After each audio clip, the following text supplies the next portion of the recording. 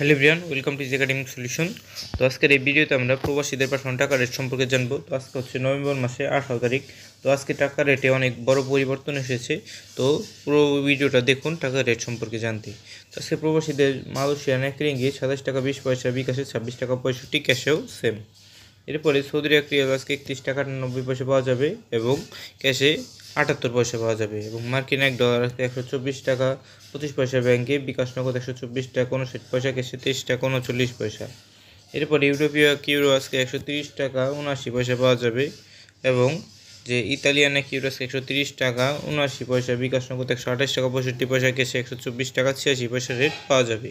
এবং ব্রিটেনের এক পাউন্ড আজকে 154 টাকা 46 পয়সা, বিকাশ নগদ 50 টাকা 14 পয়সা, ক্যাশে 151 টাকা 31 পয়সা রেট পাওয়া যাবে। এবং সিঙ্গাপুরের $1 আজকে 90 টাকা 65 পয়সা ব্যাংকে এবং বিকাশ নগদ 90 টাকা 14 পয়সা, ক্যাশে 88 টাকা 92 পয়সা। এবং অস্ট্রেলিয়ান $1 আজকে 79 টাকা 57 পয়সা ব্যাংকে, বিকাশ নগদ 79 টাকা 41 পয়সা, ক্যাশে 77 টাকা 11 পয়সা রেট পাওয়া যাবে। নিউজিল্যান্ডের $1 আজকে 70 টাকা 53 পয়সা ব্যাংকে, বিকাশ নগদ 70 টাকা 21 পয়সা, ক্যাশে 67 টাকা 14 পয়সা রেট পাওয়া যাবে। কানাডিয়ান $1 আজকে 25 টাকা 13 পয়সা ব্যাংকে, নগদ বিকাশে 84 টাকা 73 পয়সা, ক্যাশে 84 টাকা 36 পয়সা রেট পাওয়া যাবে। এবং আমরা যদি দেখি যে ইউএই বা দুবাই এক দিরহাম আজকে 33 টাকা 29 পয়সা রেট পাওয়া যাবে।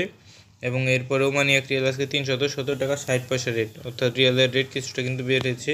এবং বাহারাইনি এক দিনার আজকে 324 টাকা 34 পয়সা, অর্থাৎ এই রেটটাও কিন্তু অনেক বেশি হয়েছে।